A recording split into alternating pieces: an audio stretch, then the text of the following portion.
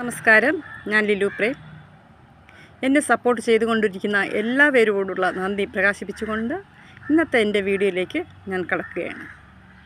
ഇന്ന് ഞാൻ പരിചയപ്പെടുത്താൻ പോകുന്നത് എൻ്റെ വീട്ടിലെ ടെറസിലുണ്ടായ റംഗൂൺ ക്രീപ്പർ എന്ന് പറയുന്ന ചെടിയെക്കുറിച്ചാണ്. ഇത് എൻ്റെ വീട്ടിലുള്ളത് ഒരു ഹൈബ്രിഡ് വെറൈറ്റിയാണ് കേട്ടോ. വാങ്ങിയിട്ട് കുറച്ച് നാളുകളെ ആയിട്ടുള്ളൂ. അതിൻ്റെ ഫ്ലവർ വന്ന് തുടങ്ങിയിട്ടുണ്ട് ഉണ്ടോ. ഇതിൻ്റെ പ്രത്യേകത എന്ന് പറയുന്നത്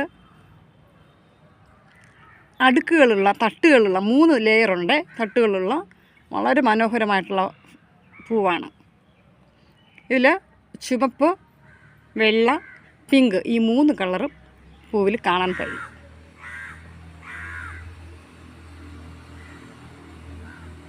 കണ്ടോ, നല്ല ഭംഗിയാണ് ഇതിൽ കാണാൻ.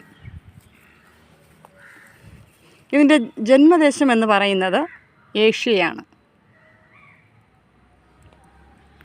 ഒരു നിത്യഹരിത അലങ്കാര ചെടിയും കൂടെയാണ്. എപ്പോഴും പൂ കാണും കേട്ടോ, എപ്പോഴും ഫ്ലവർ ചെയ്യും.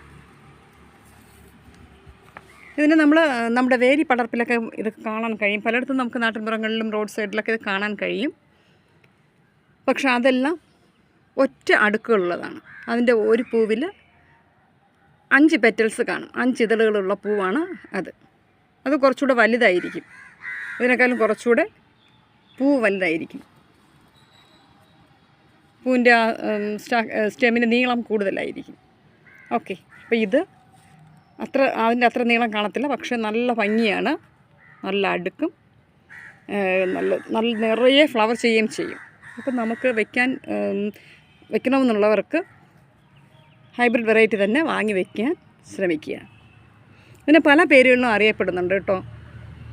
യശോദപ്പൂവെന്നും, റംഗൂൺ ക്രീപ്പർ എന്നും, ബർമ ക്രീപ്പർ എന്നും, ചൈനീസ് ഹണി സക്കിൾ എന്നും, കട്ടുപുല്ലാനി എന്നും പല പേരുകളിൽ അറിയപ്പെടുന്നു.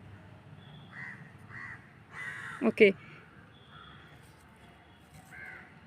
അപ്പോൾ അടുത്ത വീഡിയോയിൽ കാണുന്നവരെ ബൈ.